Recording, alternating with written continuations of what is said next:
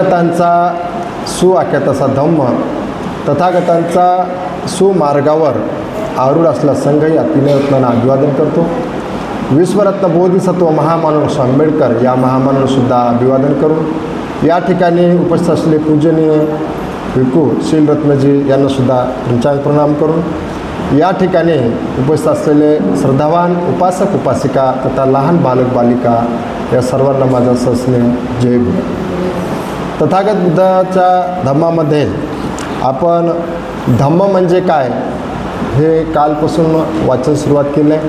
काल पाहिलं की तथागत बुद्धांनी जीवनामध्ये सुचिता राखणे म्हणजे कायेने वाचने आणि मनाने चांगले कर्म करणे आणि वाईट कर्म सोडून टाकणे ह्याला मदत तथागत बुद्धांनी कायिक वाचिक आणि मानसिक कर्माला काढून टाकणे, वाईट कर्माला काढून टाकणे हे तथागत बुद्ध म्हणतात की त्याला कायिक सुचिता राखणे म्हणजे धम्म.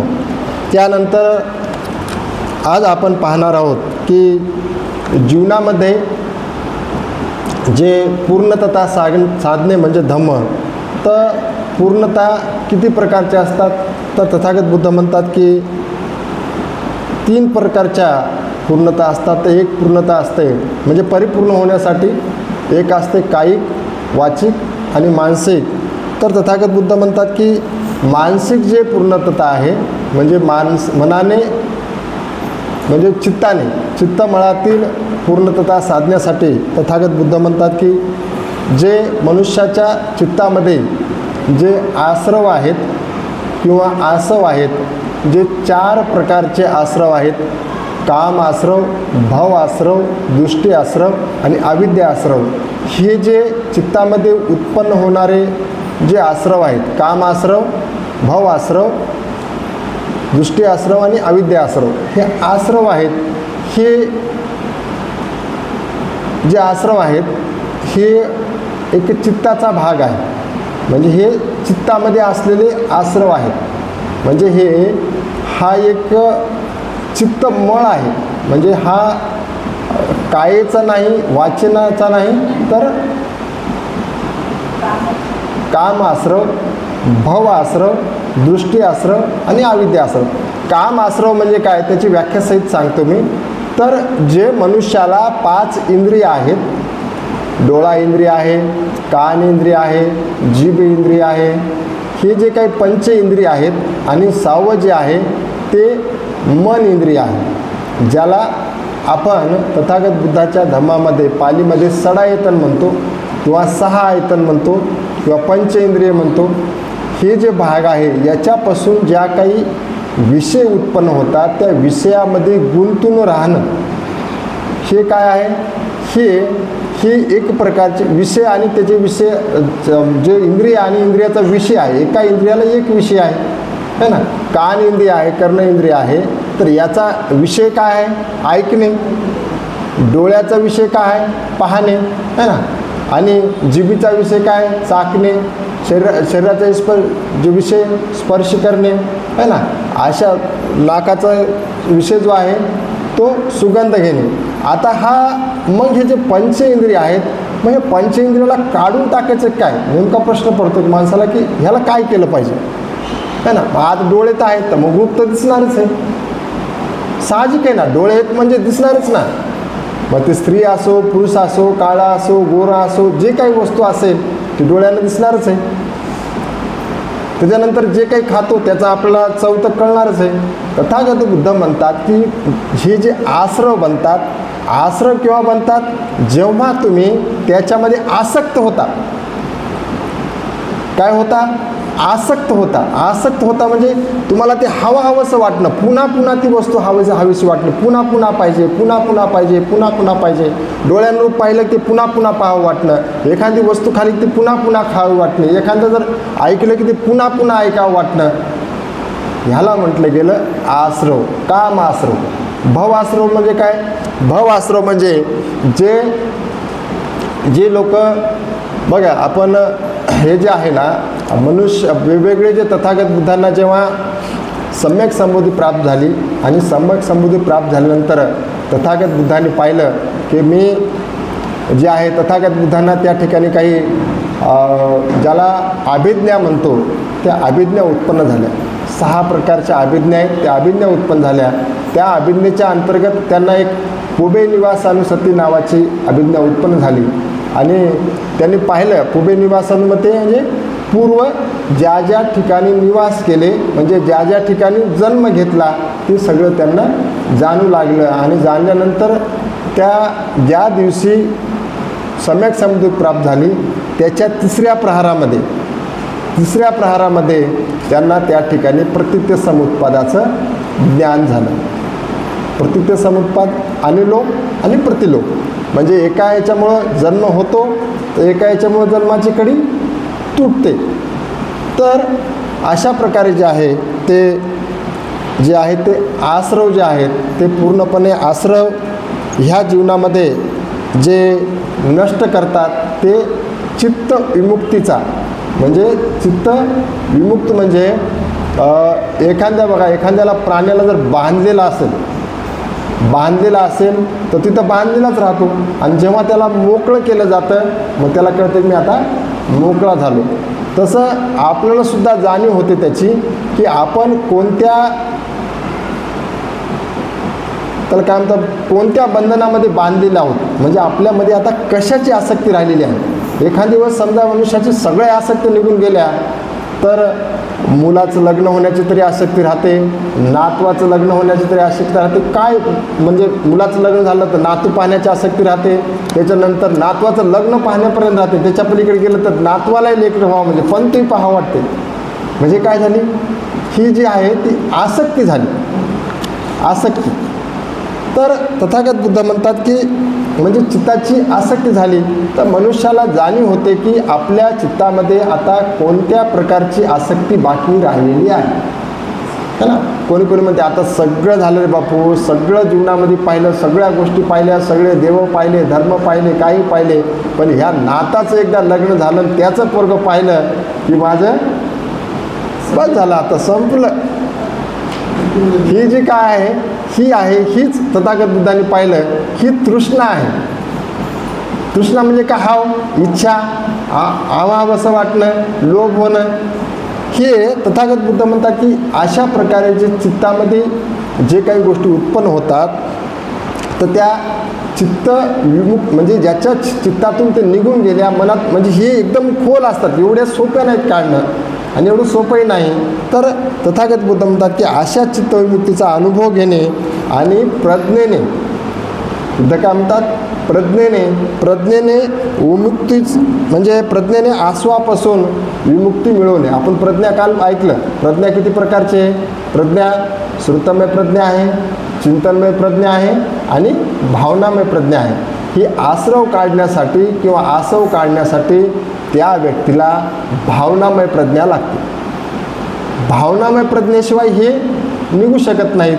भावना म्हणजे काय, प्रॅक्टिकल करणं, त्याला प्रॅक्टिकल अनुभव येणं, प्रत्यक्षामध्ये अनुभव येणं, प्रत्यक्षामध्ये त्याला चाखणं, प्रत्यक्षपणे जसं आहे तसं पाहणं.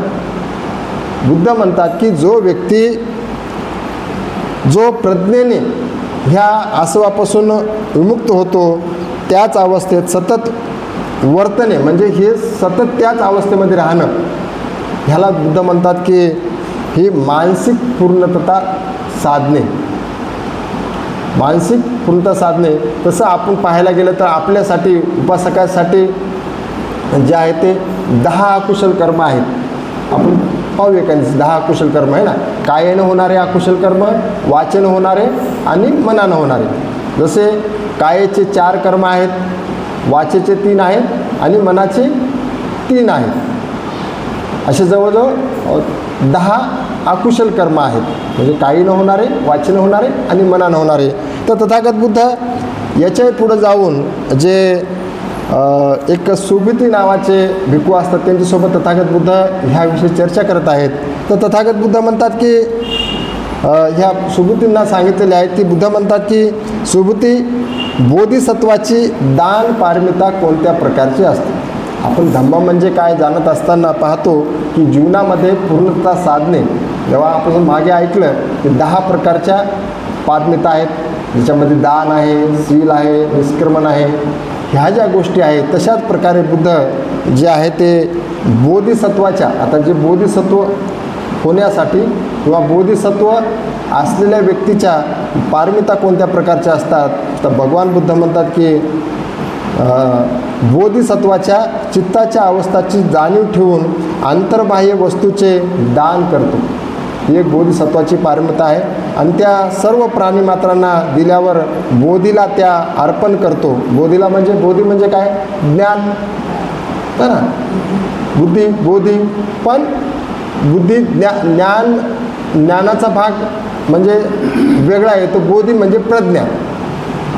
जी प्रज्ञा कोणती, ती पण प्रज्ञा जी ज्याला आपण भावनामय प्रज्ञा म्हणतो, म्हणजे अनुभव घेतलेली प्रज्ञा. तर बोधीला त्या अर्पण करतो, दुसऱ्यालाही तशी करण्याची प्रेरणा देतो. स्वतः तर करतोच, पण दुसऱ्यालाही तशी करण्याची प्रेरणा देतो. कुठल्याही वस्तूबाबत त्याच्या मनामध्ये आसक्ती नसते.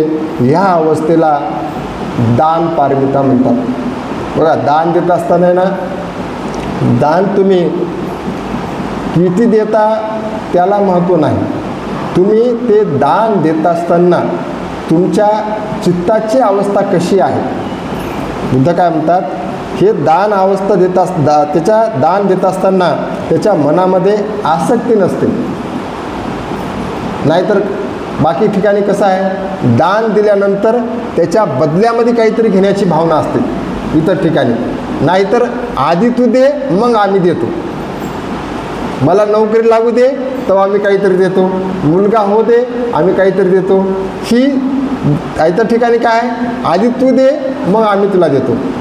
नाही, आपल्यात नाही. पण बुद्ध तसंच प्रकारे म्हणतात ना. बुद्ध काय म्हणतात की बा त्याच्या मनामध्ये आसक्ती नसते. म्हणजे बुद्ध म्हणतात की जेव्हा तुम्ही दान देत असताना तुम्ही किती रुपयाचं दान देता याला महत्त्व नाही, पण दान देत असताना तुमच्या चित्ताची अवस्था कशी आहे याच्यावर त्याचं फळ ठरलं जातं.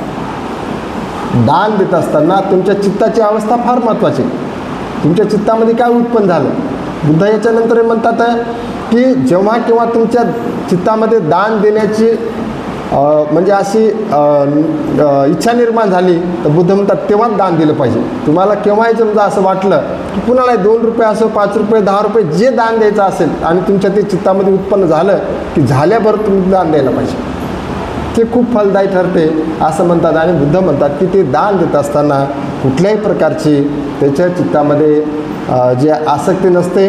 आणि अशा अवस्थेला गेल्यानंतर ते असं आपण स्वतःही करतात आणि दुसऱ्यांनासुद्धा अशा प्रकारची दान पारमिता करण्यासाठी सांगतात.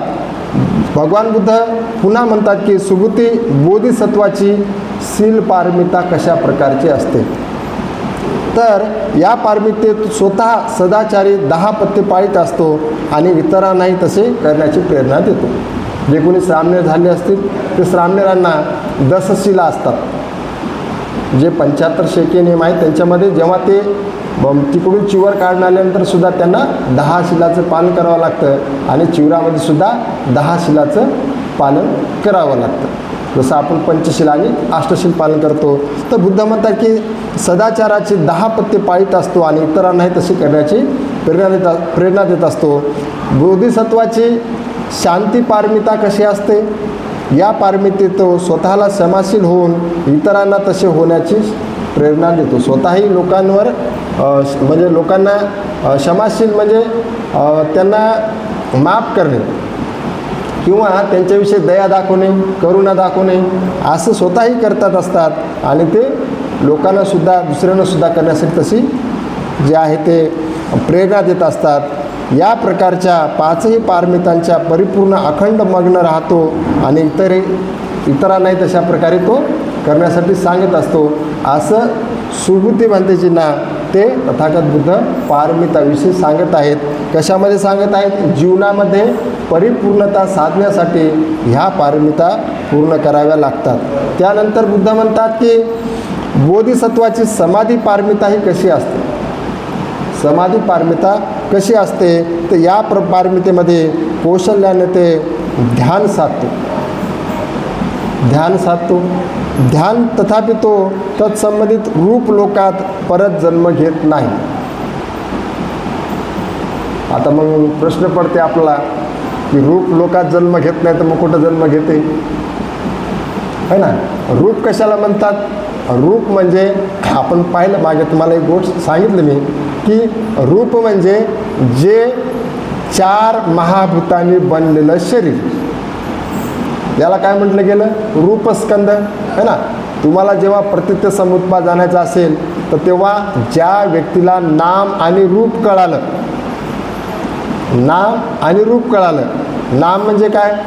नाम आता जोंधळे साहेबाचं नाव आहे, पण त्यांचं दिसते का कुठे शरीरावर? नाही. हा नाम रूपाविषयीचा सिद्धांत जो आहे ते मिलिंद प्रश्नामध्ये जेव्हा पहिल्यांदाच हे मिलिंद राजा आणि भंते नागसेन भेटीला येतात तेव्हा त्याचा प्रसंग आलेला आहे. त्यांना सरळ विचारलं जातं. पहिल्यांदा तर मिलिंद राजा हजारो भिक्खू बसलेले असतात आणि तेव्हा तो म्हणतो की मी स्वतः भंते नागसेनांना ओळखेल, तुम्ही कोणीही सांगायचं नाही, मी ओळखेल म्हणून. ते ओळखतो आणि ओळखल्यानंतर त्यांची तर चर्चा चालते. पहिल्यांदाच विचारलं जातं की भंते तुमचं नाव काय आहे? काय म्हणलं जातं? तुमचं नाव काय आहे? ते म्हणतात की माझं नाव भंते नागसेन आहे. तर म्हणलं भंते नागसेन नेमकं काय आहे सांगा. मग त्यांना विचारलं जाते की मिलिंद राजा विचारतो की भंते तुमचे हात म्हणजे काय भंते नागसेन आहे का? ते म्हणतात नाही. पण ते म्हणतात तुमचे पाय म्हणजे आहेत का? ते म्हणतात नाही. मग तुमचे सगळे जेवढे शरीराचे अवयव आहेत ते सगळे अवयव विचारले जातात की हे सगळं अवयव म्हणजे काय भंते नागसेन आहेत का? तर जसं तथागत बुद्ध ज्याप्रमाणे एखाद्याला चर्चा करत असताना उत्तर देत होते तशाच प्रकारे भंते नागसेनसुद्धा म्हणतात की हे राजा, तुम्ही राजे आहात, तुम्ही येताना काय पायानं आले का सांगा. ते म्हणते मी राजा आहे, मला कसं म्हणाले तुम्ही पायानं आले काय? मी रथात बसून आलो. काय म्हटलं जाते? रथात बसून आलो. कारण ह्यांनी उत्तर देऊ शकत नाहीत ना, बाबा भंते नागसेन म्हणजे नेमकं काय आहे हे उत्तर देऊ शकत नाहीत. पण भंते नागसेन त्यांना प्रतिप्रश्न करतात की बाबा मग तुम्ही जर त्या रथामध्ये बसून आले असाल तर मग जर रथ म्हणजे नेमकं काय आहे सांगा. त्यांना प्रतिप्रश्न विचारला जातो की मला एक सांगा, हे चाक म्हणजे रथ आहे का? तर म्हणते बा नाही, चाक म्हणजे रथ नाही. मग त्याचं आख असते, दोन्ही चाकाला जोडणं, मग आख म्हणजे रथ आहे का? तर नाही. मग त्याचा दांड्या धुरा म्हणजे रथ आहे का? तर नाही. मग त्याचा साठा म्हणजे रथ आहे का? मग नाही. मग रथ नावाची काही वस्तू आहे की नाही सांगा म्हणते. जसं राजाने मिलिंद नागसेनाला विचारलं होतं की बा नागसेन नावाची वस्तू आहे की नाही हे सांगा, मग नागसेन नाहीत का? तसंच भंते नागसेन विचारतात की बाबा हे जे रथ नावाची वस्तू आहे की नाही सांगा. तर मग त्या ठिकाणी तो राजा म्हणतो की हे एक नाव दिलेलं आहे, हे जाणण्यासाठी आहे. रथ म्हणजे हे परिपूर्ण जे आहे रथ, त्याला रथ म्हणलं जातं, नाव आहे फक्त दिलं. तर नाम म्हणजे काय? नाम हे दिसत नाही, रूप मात्र दिसते. ज्या ज्या वस्तू 4 महाभूताने बनल्या आहेत अशा सगळ्या ज्या दिसणाऱ्या वस्तू आहेत, ज्या वस्तू दिसणाऱ्या आहेत किंवा जे जे प्राणी दिसणारे आहेत, तसं तथागत बुद्धांनी अभिधम पिटकामध्ये 31 प्रकारचे लोक सांगितले. त्याच्यामध्ये काही रूप लोक आहेत, काही अरूप लोक आहेत. अरूप म्हणजे काय? ज्यांना रूप नसते, त्यांची काय असते? फक्त चित्ताची अवस्था तेवढीच असते. त्या दिवशी आपण कुठपर्यंत पाहिलं की मनुष्य कसा जन्मतो, त्याचे 4 घटक कुठं जातात एवढंच पाहिलं आहे ना. आपापल्या वर्गात जातात म्हणजे स्वर्गात गेल्यासारखं. पण आपण त्याच्या पुढचा भाग जो आहे, जेव्हा व्यक्ती मरतो म्हणजे त्याचे त्याला काय म्हणतो च्युतिचित्त, म्हणजे ज्यावेळेस ते नष्ट होते चित्त, आणि जन्मणाऱ्या चित्ताला काय म्हणलं जातं? प्रतिसंधी चित्त. म्हणजे इथं मरण पावला म्हणजे इथं नष्ट झाला आणि तिथं काय झाला? उदय झाला. म्हणजे तिथं प्रतिसंधी झाली, प्रतिसंधी होणे. इथून उत्पन्न म्हणजे इथं नष्ट होऊन तिथं उत्पन्न होणे. हां, महत्त्वाचा प्रश्न आहे. कुठं उत्पन्न होते, कसं उत्पन्न होते? तर तथागत बुद्ध काय म्हणतात की जे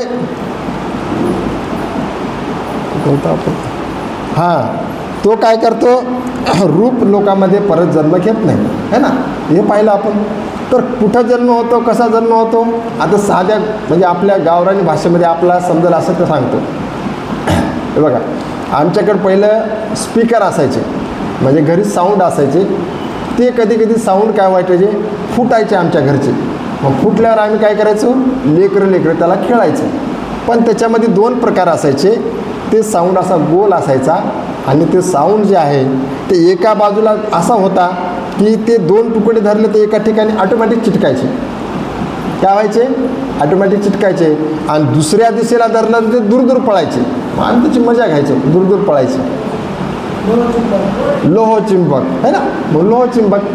मग तशाच प्रकारे काय होते, जे मनुष्य जेव्हा मरतो, मग कशा अवस्थेत मेला, का रागाने मेला, का द्वेषाने मेला, का मोहात मेला, का वासनेत मेला, का कशा काय अवस्था हो त्याची मरत असताना, त्याच्या चित्ताची मरत असताना अवस्था काय होती, ते चित्त तिथं गेलं की हे जेव्हा पती पत्नी एका ठिकाणी येतात, यांच्या चित्ताची जशी अवस्था असेल, कोणाची, यांची इथली, मग याची अवस्था आणि त्याची अवस्था समजायला ना, याची अवस्था आणि त्याची अवस्था ज्याप्रमाणे हे लोहचिंबक एका ठिकाणी येतं, तशाच प्रकारे काय होतो, मग त्याच्या चित्ताची अवस्था इथे येते. कशा प्रकारे येते, यांच्या जशी चित्ताची अवस्था असेल तशा प्रकारे. कुणाला समजेल नाही समजेल मला माहीत नाही, पण तुम्ही अभ्यास केलात समजते. लोहचिंबक कसं असते, ओढ एका ठिकाणी आलं की एका ठिकाणी येते आणि एका दिशेला असं दूर पळते. मी झाल्यानंतर सांग तुम्हाला, तर असू द्या. तर बुद्ध म्हणतात की जे रूप आहे, जे रूप लोक आहे, जे 4 महाभूतापासून बनलेल्या ज्या गोष्टी आहेत, तर अशा रूपामध्ये ते लोक जन्म घेत नाही.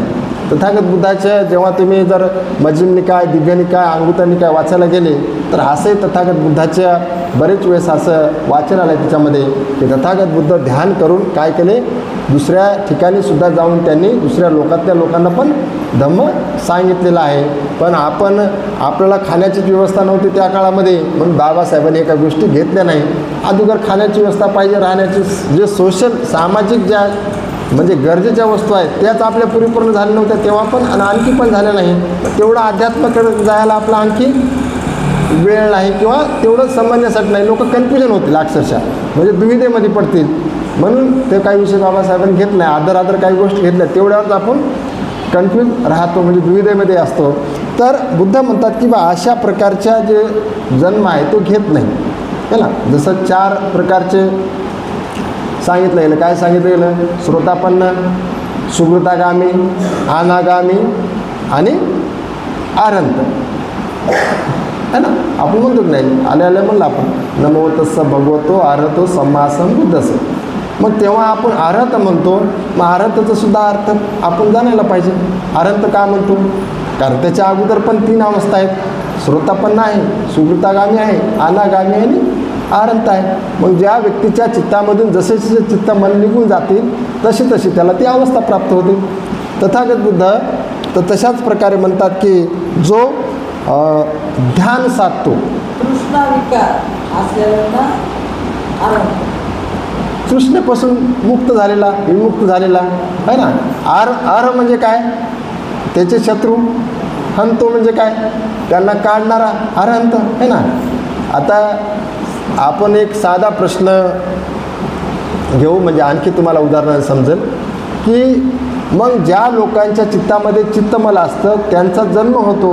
मग प्रश्न पडतो की अरहंत जीवनमुक्त असतात, तर मग अरहंताचा जन्म का होत नाही.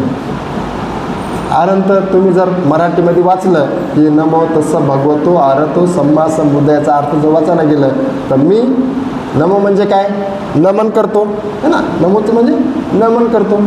नमो तस्स म्हणजे त्यांना, है ना. नमो तस्स भगवतो, भगवतो म्हणजे काय, भगवा. ज्यांनी, भगवा म्हणजे काय, भगवा रंग नाही तर राग भगो, द्वेष भगो, मोह भगो. ज्यांनी राग भग्न केला आहे म्हणजे आसक्ती भग्न केला आहे, द्वेष भग्न केला आहे आणि मोह भग्न केला आहे ना. नमो तस्स भगवतो आरहतो, है ना. मग आरहंताचा जन्म का होत नाही आपला प्रश्न आहे. मग ह्या इतर लोकांचा जन्म होते, आरंताचा का जन्म होत नाही? कारण आरंताने सगळे चित्तामधले चित्त मला येतं ते काढून टाकलेत ना. इथं आसक्तीच नाही ना. इथं जेव्हा केव्हा पती पत्नी एकत्र येतात त्यांच्यामध्ये आसक्ती असते की नसते? लोभ उत्पन्न होते की नाही? जे भावना उत्पन्न होते की नाही? मग मला सांगा, ज्याच्याकडे काहीच नाही म्हणजे चिपकण्यासाठी काही नाही, येण्यासाठी काही नाही, यांच्या चित्तामध्ये आहे ते टिकून येण्यासाठी नाही, मग याचा कशाला जन्म होईल? होणार नाही ना. पण अशा प्रकारे जे आहे ते तथागत म्हणजे जे कोणी अरहंत असतात तर त्यांचा जन्म होत नाही. या पुढच्या गोष्टी आहेत. तर तथागत बुद्ध म्हणतात किंवा तो अशा प्रकारे जे आहे जो बोधिसत्व आहे त्याचा रूप लोकांमध्ये परत जन्म घेत नाही, इतर लोकांमध्ये जन्म घेऊन तो त्या ठिकाणी अरहंत होतो. असं जर समजा सुकृतागामी झाला म्हणजे श्रोतापन्न झाला तर असं लिहिलं अभिधम पिटकामध्ये की तो 7 वेळेस जन्म घेतो. श्रोतापन्न अवस्था. सुकृतागामी झाला तो 3 वेळेस, अनागामी झाला तर 1 वेळेस आणि आरंत झाला तर त्याचा जन्मच होत नाही. अशा ह्या अवस्था आणि त्यांचे जन्म हे अभिधम पिटकामध्ये सांगितलेले आहेत. तर अशा प्रकारे बुद्ध म्हणतात किंवा जे आहे ते रूप लोकात जन्म घेत नाही आणि तो तशा प्रकारे ध्यान प्राप्त करतो. आता ह्या अवस्था प्राप्त करण्यासाठी सुद्धा ध्यानाच्या अवस्था सांगितल्या आहेत. प्रथम ध्यान, द्वितीय ध्यान, तृतीय ध्यान, चतुर्थ ध्यान, पंचम ध्यान. आपण पाहिलं की जेव्हा आलार कालाम भृगु ऋषीकडं भगवान बुद्ध गेले होते तर त्या ठिकाणी 8व्या ध्यानापर्यंत सुद्धा लोक जे आहे ते पोहोचलेले होते. ते म्हणायचे ना, सांगायचे ना की बाबा माझ्यापर्यंत इतक्या ध्यानापर्यंतचीच विद्या आहे, पण तुम्हाला याच्या पुढची जर विद्या पाहिजे असेल, ज्ञान पाहिजे असेल तर तुम्हाला काय करावं लागेल? या भृगु ऋषीकडे जावं लागेल. कारण त्यांनी काय केलं आहे? त्यांनी 8वं ध्यान प्राप्त केलं आहे. त्या ध्यानाचा उद्देश वेगळा होता आणि या ध्यानाचा उद्देश वेगळा आहे. ते ध्यान जे 8वे ध्यानपर्यंत प्राप्त करायचे ते विकारासहित प्राप्त करायचे. तथागत बुद्धाचं ध्यान जे आहे ते विकार विमुक्त आहे, म्हणजे विकार काढत काढत ध्यान आहे. तिकडं कसं होतं? विकार तुमच्या चित्तामध्ये किती राहू द्या, ध्यान प्राप्त करा, तेवढ्या प्रकारचं शरीराला यातना द्या आणि रुद्रसिद्धी प्राप्त करा. त्यांचा उद्देश काय होता? फक्त रुद्रसिद्धी प्राप्त करणे. तथागत बुद्धाच्या जीवनाचा उद्देश रुद्रसिद्धी प्राप्त करणे नाही. तथागत बुद्धाने चमत्कारावर बंदी घातलेली आहे. बाबासाहेबांनी याच्यात पण लिहिलं आहे की चमत्काराने इतर लोकांना चमत्कार दाखवून दीक्षित करू नये. बाबासाहेबांनी याच्यात लिहिलं आहे. तर अशा प्रकारे जे आहे ते भगवान बुद्ध हे पारमिता ह्या सुबुतींना सांगत आहेत. तर पारमितेत तो कोणत्याही एका धर्मात भौतिक अथवा मग्न राहता धर्माच्या अभिजात स्वरूपाचे चिंतन करीत असतो. असे करण्यास त्यांना प्रेरणा देतो. अशा प्रकारे तथागत बुद्ध म्हणतात की जीवनामध्ये पूर्णता साधणे म्हणजे धम्म. यानंतर आपण पाहूया की तथागत बुद्ध तिसरं जे आहे धम्म म्हणजे काय सांगत असताना तथागत बुद्ध म्हणतात की निब्बाण प्राप्त करणे म्हणजे धम्म. निब्बाण काय शब्द? निब्बाण शब्द हा पाली शब्द आहे. त्या दिवशी काका म्हणाले होते निब्बाण म्हणणे निर्वाण म्हणावं. तर निर्वाण जे शब्द आहे तो मराठी शब्द आहे. पालीमध्ये रफार नाही. पाली भाषेमध्ये जर वाक्य शिकायला गेलं त्याच्यामध्ये रफार नाही. रफार म्हणजे कसं? प्रकार जे आहे, प्रकार नाही. रफार आला है ना. वर्ग, वर्ग लिहित न लिहिता काय लिहितं त्याला वग्ग.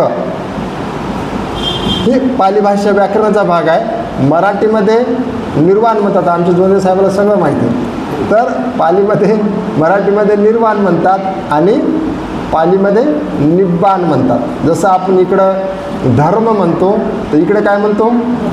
धम्म म्हणतो आहे ना. धम्माची आणि धर्माची बाबासाहेबांनी पुढं व्याख्या वेगवेगळी केलेली आहे. धर्म कशाला म्हणावं, धम्म कसा म्हणावं. तर भगवान बुद्ध म्हणतात की निब्बाण प्राप्त करणे म्हणजे धम्म.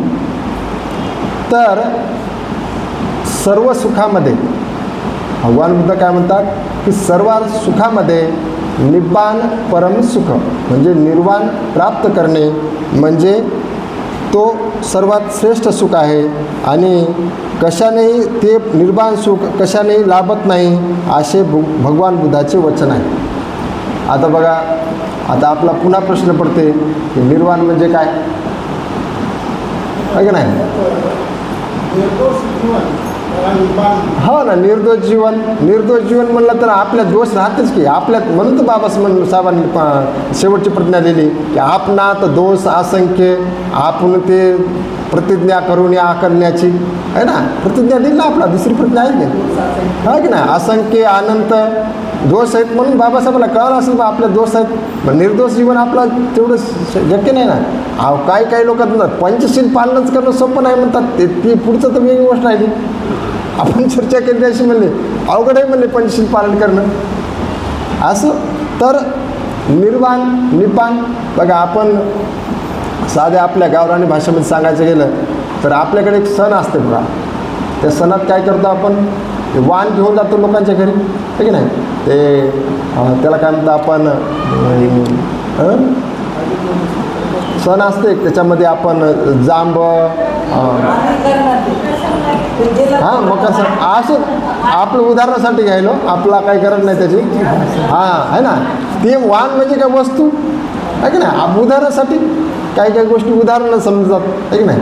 मग अशा बाह्यरंगानं समजतात, अंतरंगातल्या काही गोष्टी समजत नाहीत. म्हणून ज्या जशा समजतात तशाच सांगावं लागतात, आहे ना. वाण असते, मग ते जर वाण निघून सगळे नष्ट झाले समजा, है ना, सगळे त्या गोष्टी नसतील, मग काय झालं, निर्माण झालं ना, त्याच्यामध्ये काहीच राहिलं नाही ना. ते सगळं नष्ट होऊन गेलं. काका जसं म्हणले की निर्दोष जीवन, त्याच्यामध्ये कुठला दोष राहिला नाही. कुठला दोष राहिला नाही. ते कायेनं अकुशल कर्म करत नाही, म्हणजे त्याच्यामध्ये कुठल्याच प्रकारचा कायेचा दोष राहिला नाही. तो वाचेनं कुठल्याच प्रकारचा अकुशल कर्म करत नाही, म्हणजे त्याच्यामध्ये वाचेचा कुठल्याच प्रकारचा दोष राहिला नाही. त्यानं मनानं कुठल्याच प्रकारचा दोष करत नाही, मनामध्ये राग उत्पन्न करत नाही, द्वेष करत नाही, ईर्ष्या उत्पन्न करत नाही, म्हणजे त्याच्यामध्ये मनामधलाही कुठल्या प्रकारचा दोष राहिला नाही. निर्दोष झाला ना ते, की नाही. तसे दोष नाही आहेत. हे दोष काढले की कसे दोष आहेत ना, अशा वाटते आपला वरवरचे, पण असे एवढे दोषाचे थर आहेत माणसाच्या चित्तामध्ये की ते पहिले 6 काढले की दुसरे 7 निघतात, दुसरे 7 काढले की त्याच्या खालून 10 निघतात, पुन्हा त्याच्या खालून 10 निघतात. 6 काय 6 निवरणे काढले की 7 अनुसय पुन्हा वरून खालून निघतात वरून. जसं एखाद्या ठिकाणी समजा गढूळ पाणी, वरचं गढूळ पाणी काढलं की पुन्हा काय होते, खालून दुसरं गढूळ पाणी येते, खालचं येते ना वर आणखी, आहे की नाही. तशा प्रकारे 6 निवरण निघाले की 7 अनुसय येतात, 7 अनुसय निघाले की 10 क्लेश येतात, वर डोकं काढतात, ते काढले की 10 संयोजन काढतात, मग आश्रव काढतात, योग काढतात, असं खूप आहे ते. जसं जसं तुम्ही काढत गेले की, पण एवढंच आहे की तुम्हाला जसं जसं ते काढत गेले की, जसं समजा एखाद्याच्या डोक्यावर समजा 100 किलोचं वजन दिलं, त्यातलं 10 किलो कमी केलं की त्याला हलकं लागतं. आणखी 20 किलोचं कमी केलं की मग आणखी हलकं लागते. 50 किलोचं कमी केलं की आणखी हलकं लागते.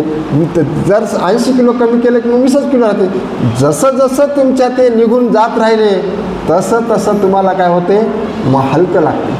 मग काय होते, मग तुम्हाला तिकडे ते 7 बोध्यान त्याचा अभ्यास होते. मग ते वजन कमी आहे ना, विकार म्हणजे काय, डोक्यावर वजन आहे एक प्रकारचं, आहे की नाही. मग जसं जसं ते काढू लागले मग तसं तसं जसं ते हलकं वाटते, तशा प्रकारे हे जसं जसं निघत राहिलं मग तसं तसं तुम्हाला काय होते, अशी एकदम प्रकारची प्रशब्दी निर्माण होते. प्रशब्दी म्हणजे सुखदायक, आल्हाद असं एकदम प्रकारचं हलकं वाटते. आणि ते दुसरं कोणीच कोणाला देऊ शकत नाही. ते बुद्धांनी सांगितलं आतदीप भव, ते स्वतःलाच स्वतःचं करावं लागेल. तेथं आता कोणीच मदत करू शकत नाही. भगवान बुद्ध मागे म्हणाले की नाही, बाबा मी काय आहे, मी जे मार्गदाता आहे, मी मोक्षाचा दावा करत नाही, ते तुमचं तुम्हाला प्राप्त करावं लागेल. हे ज्या गोष्टी आहेत ते ज्याचे त्यालाच प्राप्त करावं लागतील. आणि विशेष म्हणजे याला गरीब असला काय, श्रीमंत असला काय, काळा असला काय, गोरा असला काय, काही घेणं नाही. ह्या गोष्टी प्राप्त करण्यासाठी तथागत बुद्धाच्या धम्माची सगळ्यात मोठी खासियत आहे, इथं गरीबही आचरण करू शकते, कारण कुठं पैसेच द्यायचे नाहीत, कुठं काही करायचंच नाही. श्रीमंतही आचरण करू शकते, काळाय मनुष्य करू शकते, गोराई करू शकते, उंचही करू शकते, खुडकाय करू शकते. तर तथागत बुद्ध म्हणतात की अशा प्रकारे जे आहे ते निब्बाण प्राप्त करणे म्हणजे धम्म. तर बुद्धाने शिकवलेल्या सिद्धांताचा निब्बाण हा केंद्रबंदी सिंधू आहे, सिद्धांत आहे. निब्बाण म्हणजे बुद्धप्रणीत निब्बाण, हे असे वेगवेगळ्या प्रकारचं तर निब्बाण आहे. तर तथागत बुद्धाच्या धम्माच्या म्हणजे काळामध्ये काही लोक निब्बाण कशाला म्हणायचे, आता तुम्हाला सांगतो. बाबासाहेबांनी लिहिले या ठिकाणी की जे बुद्धाच्या पूर्वीचे जे लोक होते ते 4 प्रकारचे निब्बाण मानायचे. 4 प्रकारचे निब्बाण मानायचे. तर ते कशाला निब्बाण मानायचे? आत्म्याचा मोक्ष म्हणजे निब्बाण म्हणत गेले लोक. काय म्हणायचे? आत्म्याचा मोक्ष. म्हणजे ते काय म्हणायचे की आपण जसं मानतो की मनुष्याचा एकदा मेल्यानंतर हे 4 घटक आपापल्या जागी गेल्यानंतर आपण फक्त चित्ताला मानतो, है ना. जे चित्त आहे, जे आसक्ती आहे तेवढंच मानतो. पण ते काय म्हणायचे, हे एखादा व्यक्ती मेल्यानंतर ते म्हणायचे की बा एक आत्मा बाहेर निघते. त्यांचं म्हणणं कसं आहे, आत्मा बाहेर निघते आणि जेव्हा दुसरा जन्म होते तेव्हा ते त्याच्या शरीरात आत्मा जाते. शरीरात आत्मा जाते. आपण पुढं ऐकूया भगवान बुद्धासोबत आत्म्याविषयी आणि ईश्वराविषयी 2 ब्राह्मण चर्चा करायला आलेले आहेत. तथागत बुद्धाच्या काळामध्ये असे यायचे, तथागत बुद्धांना जे चर्चा करण्यासाठी यायचे. त्याच्यासोबत त्या काळामध्ये जे निघंट नाथपूत होते, म्हणजे जैन महावीरांचे जे शिष्य होते, तर ते शिष्य तर असे कधी कधी यायचे की ते म्हणायचे की आम्ही आता तथागताकडे जातो, त्यांना हरवतो. नुसतं हरवतोच नाही तर त्यांना हरवून त्यांचं चित्त वेगळं करतो, त्यांना फिरवतो, असं करून येतो म्हणायचे. असं जायचे आणि गेल्यानंतर मात्र जेव्हा ते वादविवाद करायचे, संवाद करायचे, करत असताना काय व्हायचं, ते तथागत बुद्धाचे शिष्य व्हायचे. मज्जिन निकायमध्ये हा प्रसंग आहे, मला पाहिजे भाग 2मध्ये. तर ते तिकडेच व्हायचे. मग दुसरा एक व्यक्ती जायचा त्यांचा शिष्य, ते तिकडेच जाऊन बसायचा, बंदेजी तुमच्याकडेच येऊन बसायचा. बसला की इकडे हे इकडं ते तिकडं. मग तिसरा यायचा, अरे दोघं गेले म्हणे, हे मी जातो म्हणे. मग ते म्हणले बापा, अरे बापा हे तथागत बुद्ध काही बरा नाही आणि याला संमोहन विद्या येते. हे करते माणसाला काय करते, मोहित करते. मग असं तथागत बुद्धावर काय करायला लोक आरोप घेऊ लागले त्या काळामध्ये. तथागत बुद्ध हे जादूगार आहेत, संमोहित आहेत. पण ते असं नाही म्हणायचे की बा हे प्रज्ञेने त्यांना जिंकतात. ते 5 परिवर्तक जे लोक ते काय कमी विद्वान होते का? खूप विद्वान होते. त्यांना सगळं त्या काळातले वेद शास्त्र सगळ्या गोष्टी माहीत होत्या. आणि त्यांना हे माहीत होतं की जे व्यक्ती बुद्ध होणार आहे त्याचे काय लक्षणं असतात हे सुद्धा त्यांना माहीत होतं. म्हणून तर ते 5 लोक तथागत बुद्ध झाल्यानंतर त्यांचं अनुसरण केलं. तर अशाच प्रकारे जे आहे ते त्या वेळेस काय करायचं, लोक जे आहे ते म्हणजे हा व्यक्ती ज्या व्यक्तीतून मेलेला आहे त्या व्यक्तीचा आत्मा दुसऱ्या व्यक्तीच्या मनामध्ये जातो, म्हणजे शरीरामध्ये जातो, असं म्हणून ते काय म्हणायचे, असं जेव्हा झालं त्याचा मोक्ष म्हणायचे. पण मोक्षाचा जर एक आपण व्याकरणासहित अर्थ घ्यायला गेलं तर मोह म्हणजे मोह म्हणजे काय, मोह. क्षय म्हणजे काढून टाकणे, क्षय नष्ट करणे, है ना, त्याला छिन्नभिन्न करणे, पूर्णपणे काढून टाकणे, त्याला मोक्ष म्हटलं जाते आपल्या यानुसार. तर 4 प्रकारच्या मोक्षपूर्वी मानला जात असे. पहिला लौकिक मोक्ष. लौकिक मोक्ष म्हणजे काय, खा प्या मजा करा, है की नाही, या जड स्वरूपाचा. दुसरा योगिक, तिसरा ब्राह्मणी आणि चौथा औपनिषदिक. म्हणजे लोक मोक्ष काय म्हणायचे, बाबा आता जन्म मिळाला नंतर हाय नाही काय करायचं, आता आपला मिळालं सगळं जे काय करायचं तसं करून घ्या, जेवढं काही तुम्हाला सुख भोगायचं तेवढं करून घ्या, काही घेणदेण नाही. नंतरचं असलं तरी घेणदेण नाही आणि नसलं तरी घेणदेण नाही, आहे की नाही. पण तथागत बुद्ध काय म्हणतात की बाबा तुम्हाला जर खरोखरच म्हणजे आपल्याला माहीत नाही, परलोक आहे माहीत नाही, लोक आहे माहीत नाही, जन्म आहे माहीत नाही ते माहीत नाही, बरोबर, आपण ते जाणत नाही. पण बुद्ध एक म्हणतात की जो मनुष्य इथं सुखी असेल, या लोकात सुखी असेल, इथं सुखी असेल, तो कदाचित परलोक जरी असेल, पुनर्जन्म जरी असेल तरी तो तिथं गेल्यानंतरही सुखीच राहील. पण इथं जर सुखी नसेल, है ना, आता जर सुखी नसेल तर नंतर कसा सुखी होईल ते.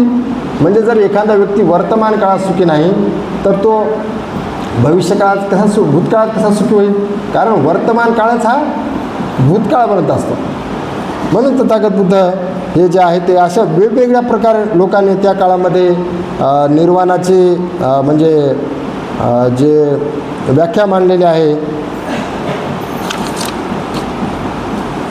आणि तथागत बुद्धांनी ह्या सगळ्या प्रकारच्या जे मोक्षाच्या व्याख्या दिल्या आहेत, ह्या व्याख्याचा तथागत बुद्धांनी निषेध केला आहे.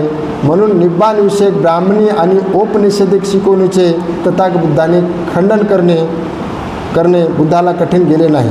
निब्बाणाची लौकिक कल्पना अत्यंत जड स्वरूपाची असल्यामुळे बुद्धास कधीच प्रिय नव्हती. असली निब्बाणाची कल्पना मान्य करणे बुद्धाच्या मते मानवाच्या अत्यंत हानी करण्यासारखे आहे. म्हणजे तथागत बुद्ध काय म्हणतात, कारण इंद्रिय भुकाचे शमन करणे म्हणजे अधिक भुका निर्माण करण्यासारखे आहे. म्हणजे आपल्याला जे इंद्रिय आहेत त्याचं भुकाचं शमन करणे म्हणजे दाबणे है ना. जसं आपण काल पाहिलं की एखादी स्प्रिंग असेल ती दाबून ठेवली आणि तिला सोडलं तर काय होते, आणखी मोठ्या प्रमाणात ते उंच जाते, आणखी तिचं ते म्हणजे स्फोट होता तिचा. अशा प्रकारे जे आहे ते बुद्ध म्हणतात की इंद्रिय भुकांचे शमन करणे म्हणजे अधिक भुका निर्माण करण्यासारखे आहे. अशा प्रकारचा जीवन मार्ग कोणत्याही प्रकारचे सौख्य म्हणजे सुख मिळवून देऊ शकत नाही. ज्याने उलट येणाऱ्या सुखाने अधिक दुःख निश्चितपणे वाट्यास येते. तथागत बुद्ध काय म्हणतात बघा, एक मध्यम निकायमध्ये राहुलवाद नावाचं सुद्धा आहे. त्याच्यामध्ये भगवान बुद्ध राहुलाला सांगतात की चांगलं कर्म झालं हे कशावर म्हणलं पाहिजे. आपण आता म्हणतो ना मग चांगलं कर्म करा, चांगलं कर्माची मग व्याख्या काय आहे. कुशल कर्म झालं काय व्याख्या आहे त्याची, कशावरून समजायचं आपण कुशल कर्म झालं किंवा चांगलं कर्म झालं किंवा सम्यक कर्म झालं.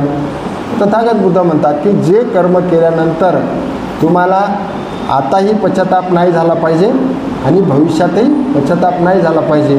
ज्या कर्माचं फळ आताही सुखदायक असलं पाहिजे आणि भविष्यातही सुखदायक असलं पाहिजे. ज्या कर्माचं करत असताना कर्म आताही तुम्हाला सुख मिळालं पाहिजे आणि भविष्यातही सुख मिळालं पाहिजे. अशा प्रकारे तथागत बुद्धांनी चांगल्या कर्माची व्याख्या. नाही तर काही कर्माचं कसं असते, काही कर्म करतात आता त्याच्यापासून खूप सुख प्राप्त होते पण भविष्यामध्ये दुःख प्राप्त होते. एखादा समजा आजीविका करणारा जीवन जगणारा व्यक्ती जर चोरी करून जीवन जगत असेल, पण जोपर्यंत चोरी करायला आहे जोपर्यंत पैसा कमवायचा ना खूप सुखात जीवन जगत असेल ना, आहे का नाही. गाडी घोडी बंगला सगळ्या गोष्टी, पण जेव्हा पकडलं गेलं तेव्हा मग ते काय झालं, ते कुशल कर्म नाही झालं. म्हणजे चांगलं कर्म म्हणता येणार नाही त्याला, कारण त्याने आता तुम्हाला सुख मिळालं पण भविष्यामध्ये त्याचा वाईट परिणाम भोगावा लागला.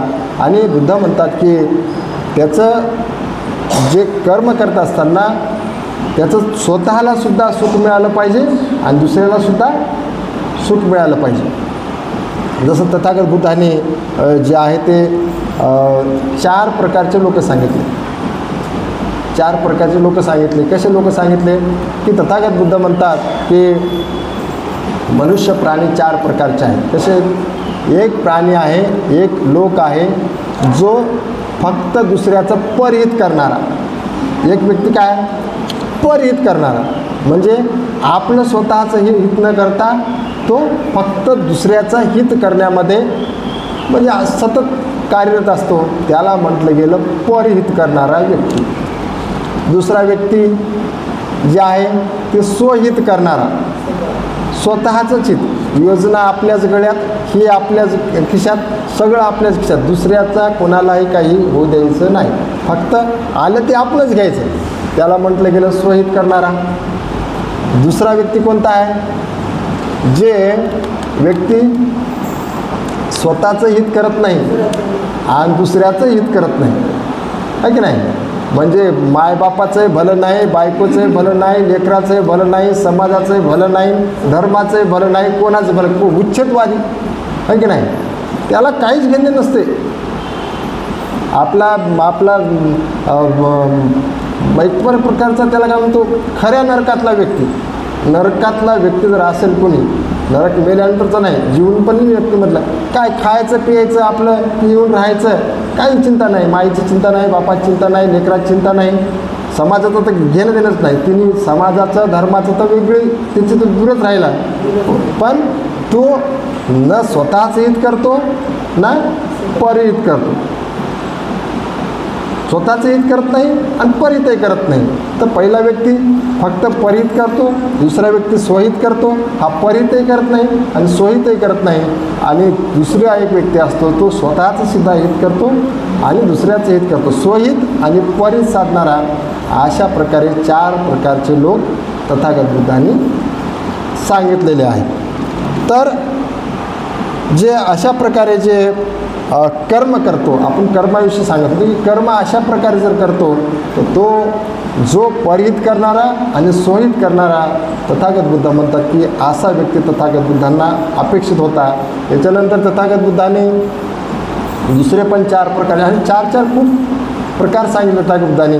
प्रकाशाकडून प्रकाशाकडे जाणारे, प्रकाशातून अंधाराकडे जाणारे, अंधारातून प्रकाशाकडे जाणारे, असे सुद्धा लोक तथागत बुद्धांनी सांगितले आहेत. तर तथागत बुद्धाचा विषय आपण वाचतात, निब्बाण प्राप्त करणं म्हणजे धम्म. तर तथागत बुद्ध जे आहे ते दुसरं काय त्या काळामध्ये लोक म्हणायचे की योगातील निब्बाण कल्पना म्हणजे केवळ तात्पुरती अवस्था होती, त्याने मिळणारे सुख हे नकारात्मक स्वरूपाचे होत आणि ते मिळवण्यासाठी सर्व संसार म्हणजे संसारापासून दूर जावे लागत असे. त्याच्या योगाने वेदना टाळता येतात परंतु सुख मिळत नाही आणि सुख मिळालंच तर ते योग चालू आहे तोपर्यंत ते स्थायी स्वरूपाचे असते, स्थायी स्वरूपाचे नव्हते, अस्थायी स्वरूपाचे होते. आता बघा काही लोक जे वेगवेगळ्या प्रकारचे ध्यान करतात आणि ध्यान केल्यानंतर वेगवेगळ्या प्रकारचे योग करतात, वेगवेगळ्या प्रकारचे असे जे आहे ते स्वर काढतात. असं समजा एखाद्याने ओम असा काढला तर मग त्यातून काही तरंग निर्माण होते एक प्रकारची, आणि त्या तरंगामुळे काय होते मनुष्याच्या शरीरामध्ये जे अशा एक प्रकारच्या सुखद प्रकारच्या संवेदना निर्माण होतात, म्हणजे फिलिंग निर्माण होते. आणि मग तशी फिलिंग निर्माण झाली की त्या व्यक्तीला काय वाटते, आता मला काय झालं, मला मोक्ष मिळाला. म्हणजे मला कोणताच वेदना नाहीत ना, शारीरिक वेदना नाहीत, मानसिक वेदना नाहीत. म्हणजे काय झालं, त्यांना तशा प्रकारे वाटतं की बा आम्हाला जे आहे ते मोक्ष मिळाला. पण ते कुठपर्यंत राहते, तथागत बुद्ध म्हणतात की जोपर्यंत योग करत आहे तोपर्यंत राहते. अशा प्रकारे त्या ठिकाणी म्हटलं. बुद्धाची निब्बाणविषयक कल्पना त्यांच्या पूर्वीच्या मतप्रणालीपेक्षा वेगळी होती. त्यांच्या कल्पनेत 3 विचारांचा अंतर्भाव होतो. आत्म्याच्या मोक्षाऐवजी प्राण्याचे सुख हा एक विचार आहे. जिवंतपणी ह्या संसारात असताना मिळणारे सुख हा दुसरा विचार आहे.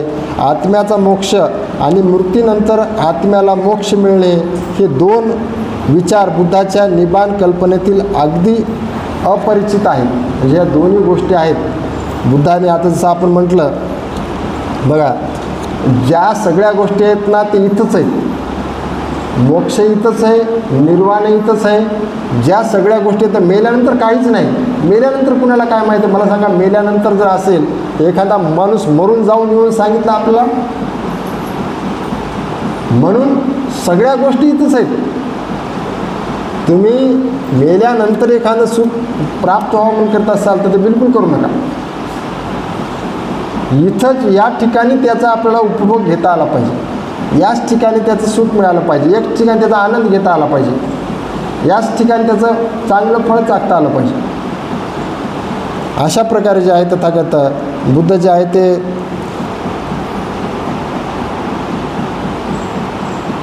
बुद्ध म्हणतात की मग आता निब्बाण काय आहे, तर भिक्खू अखिल संसार म्हणजे एक पेटता अग्नीच आहे आणि संसारातील कोणकोणत्या वस्तू जळत आहेत. बुद्धाने आणखी हे जे पंचेंद्रिय आहेत याच्याकडं बुद्धाने आणलेलं आहे. तर बुद्ध म्हणतात की भिक्खूंनो, चक्षुंद्रियाने पेटलेले हे रूप पेटलेले आहे. जर काल आपण चर्चा केली, रूपसुद्धा काय आहे एक प्रकारचं, म्हणजे रूपामुळे सुद्धा काय होते, मनुष्य पेटलेला आहे. म्हणजे काय, बुद्ध म्हणतात की हे रूपाने जेव्हा एखाद्या रूपामध्ये मनुष्य आसक्त होतो तर तेव्हा काय होतो, त्याच्यामध्ये एक प्रकारचा जे आहे ते अग्नी उत्पन्न झाल्यासारखं उत्पन्न होतो. त्याच्या शरीरामध्ये एक प्रकारची तृष्णा उत्पन्न होते. बुद्ध म्हणतात की चक्षुसंस्कार हे पेटलेले आहेत, डोळ्यांनी होणारी जाणीव ही पेटलेली आहे. चक्षुसंस्कारापासून उद्भवणारा सुखकारक, दुःखकारक, असुखकारक हे सुद्धा गोष्टी जळत आहेत. बघा, ज्या वेदना आहेत त्या वेदना 3 प्रकारच्या आहेत. म्हणजे ज्या फिलिंग्स होतात माणसाला, एकतर फिलिंग कशी होते म्हणजे अनुभव एक तर दुःखदायक होतो है ना. आता इथं समजा 2 घंटे 3 घंटेपासून आपला दुःखदायक आनंद होतो, किंवा एखादं सुंदरसं गाणं लावलं किंवा एखादा चित्रपट पाहू लागलो तर आपला काय होते, सुखदायक अनुभव येतो, फिलिंग होते है ना. तशा प्रकारची संवेदना जागृत होते. आणि एक जे अनुभव असतो जिथं सुखही होत नाही आणि दुःखही होत नाही, म्हणजे एकतर त्याला काय म्हणतो न्यूट्रल एकदम, म्हणजे त्याला काही कुठल्या प्रकारची जाणीव होत नाही, सुखही होत नाही आणि दुःखही होत नाही.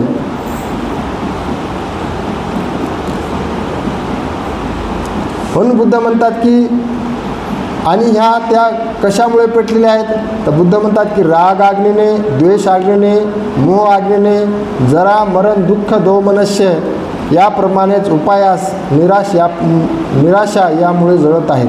विकुनो, श्रोत्र इंद्रिय जळत आहेत, शब्द जळत आहेत, घ्राण इंद्रिय जळत आहेत, गंध जळत आहे, जिव्हा जळत आहे, रस जळत आहे, शरीर जळत आहे, चित्तातील संकल्प विकल्प हे जळत आहे. चित्तसंस्कारापासून ज्या सुखवेदना, दुःखद वेदना, असुख वेदना उत्पन्न होतात त्या सर्व संवेदना जळत आहेत.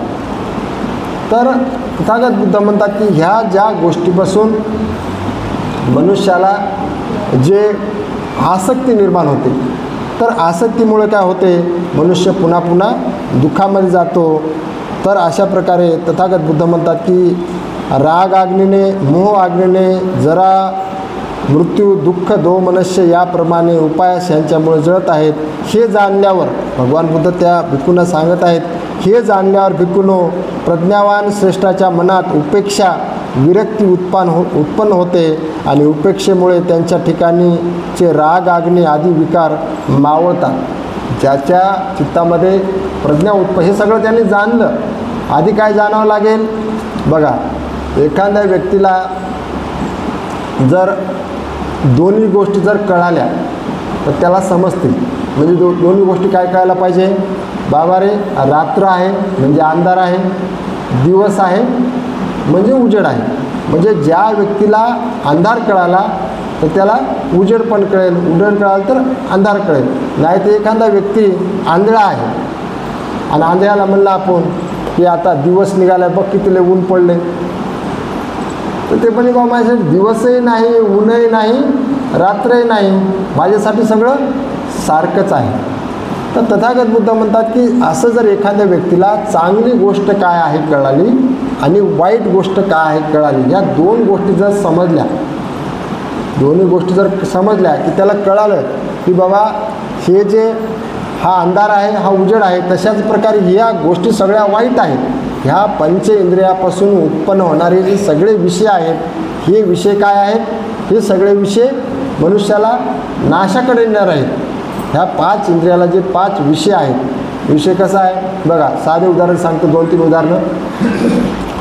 जे मासा असते की नाही, मासा हा कशामुळे आपला जीव गमवतो, तो मासा ते गळ टाकलेला जे असते ते जिभेची जी इंद्रिय आहे, जिभेच्या इंद्रियामुळं तो आपला जीव गमवतो. जिभेच्या इंद्रियामुळे तो जीव खायला जातो आणि स्वतः त्याच्यामध्ये मांस ते आकडा अडकतो आणि तो मरतो. हे असं एक इंद्रिय झालं. त्यानंतर पावसाळ्यामध्ये पाहतो आपण, पावसाळ्यामध्ये पाहतो ते किडे असतात बघा, किडे काय होतात, त्या लाईटला रात्रभर त्याला स्पर्श करण्याचं पाहतात. कशामुळं, त्याला वाटतं ते धरलं पाहिजे. आणि ते का सकाळी पाहतो आपण आपल्या घरापुढं काय होते, इतके मोठे किडे मेलेले असतात. ते कशामुळे मरतात, कशाची आसक्ती असते, त्यांना त्या वस्तूची आसक्ती असते, रूपाची आसक्ती असते, डोळे असतात ना. त्याच्यानंतर आपण पाहतो की एक हरिण असते, हरिण म्हणा किंवा ससं म्हणा, याला काय असते, त्या घुंगराचा फार म्हणजे त्याच्यावर तो हे होणारा असतो, मग त्याचा छंद असतो, त्याची आवड निर्माण एखाद्या व्यक्ती शिकारी काय करतात, रात्रीला असं घुंगराची काठी असते ते छुन छुन छुन छुन छुन वाजवतात आणि वाजल्यानंतर काय होते ते प्राणी काय होते ते त्याच्या नादाने येते त्या ठिकाणी पाठीमागून त्याच्या पाठीमागून येतात काठी घालतात आणि तो त्या ठिकाणी मरतो. म्हणजे जे पंचेंद्रिय आहेत पंचेंद्रियामुळे कशा प्रकारे मनुष्याच्या म्हणजे पंचेंद्रियाचे जे विषय आहेत या विषयामुळे कशी मनुष्याची हानी होते. जर एखाद्या हातीला पकडायचं असेल तर काय करतात हातीला पकडण्यासाठी जंगलामध्ये काय करतात खड्डा करतात तयार खड्डा करून त्याच्यावर लाकडं ठेवून त्याच्यावर पालापाचोळा टाकतात आणि एक हातीनीसारखं प्रतिरूप तयार करतात आणि तो तिला आकर्षित होऊन त्या ठिकाणी येतो. आल्यानंतर काय होतो तो धडकून काय होतो त्या याच्यामध्ये पडतो त्या खड्ड्यामध्ये पडतो. असे जे पंचेंद्रिय आहेत त्या पाचही इंद्रिय काय आहेत एका इंद्रियाला एक विषय आहे आणि त्या विषयामध्ये विषयासक्त मनुष्य झाला की जसा याप्रमाणे त्या मासुळीचा घात झाला जसा या हरणाचा घात झाला जसा त्या हत्तीचा घात झाला तशा प्रकारे काय होते मनुष्याचा घात होते. असं जेव्हा एखादा व्यक्ती जाणतो बुद्ध म्हणतात भिक्षूला सांगत आहेत की असं एखादा जर व्यक्ती जेव्हा जाणतो प्रज्ञेनं जाणतो तर तेव्हापासून त्याला विषयामध्ये होणारी आसक्ती तर ती उत्पन्न न होऊ देता त्याच्यामध्ये काय करतो तो उपेक्षावान राहतो. उपेक्षावान म्हणजे कशाच प्रकारची अपेक्षा न करणं. अपेक्षा म्हणजे काहीतरी मागण्याची अपेक्षा ठेवणं. उपेक्षावान म्हणजे समतेमध्ये राहतो समतोल राहतो. कुठल्याही अवस्थेमध्ये तो समतोल राहतो. जसं तथागत बुद्धाने जे त्याला काय म्हणतो आपण कुटस्स लोकधम्मे ही चित्तं यसन कंपती अशोक विरजन खेमंग येतन मंगल होतं. म्हणजे जे चारही अवस्था आहेत सुख दुःख जय पराजय लाभ हानी आणि यश अपयश असं ज्या चारही अवस्थेमध्ये जो व्यक्ती समतेत राहतो समानतेमध्ये राहतो तर तशाच प्रकारे बुद्ध म्हणतात की जो व्यक्ती एखाद्याने जर अशा सगळ्या गोष्टी जाणल्या तर तो प्रज्ञावान व्यक्ती काय करतो हे सगळं उत्पन्न झाल्यावर तो उपेक्षावान राहतो. आणि ह्यामुळे काय म्हणतात तथागत बुद्ध ते निब्बाणामुळे हे सुख अशा प्रकारे मिळते. म्हणून तथागत बुद्धाने जे आहे ते निब्बाण प्राप्त करणे म्हणजे धम्म आज सांगितलं. अर्धा भाग राहिलेला आहे तो अर्धा 1 तासाचा आहे म्हणून आपण या ठिकाणी तो उद्याला घेऊया. उद्या आपण ह्या भागासोबतच तृष्णा त्याग म्हणजे धम्म उद्या आपण सविस्तर मी बोर्डवर लिहून देईल. तृष्णा किती प्रकारच्या आहेत कशा आहेत त्याला कशा प्रकारे तृष्णा ते वाढत जातात तो एक भाग वाटले ज्यांना शक्य असताना पेन वही घेऊन या. आपण तो अर्धा तासाचा भाग मी बोर्डवर लिहून देईल की तृष्णा जी आहे ते कशा प्रकारे 3 तृष्णा आहेत त्यातून तृष्णेला म्हणजे 108 जे तृष्णा आहेत त्याचं पूर्णपणे विश्लेषण आपण त्या ठिकाणी पाहूया. की 6 इंद्रियाला कशा प्रकारचे विषय आहेत 108च्या पुरा भाग आपण उद्याला ह्या भागासहित तृष्णा कशा आहेत त्यांचा त्याग कसा केला पाहिजे या सगळ्या ठिकाणी आपण पाहूया. मला साधू साधू साधू साधू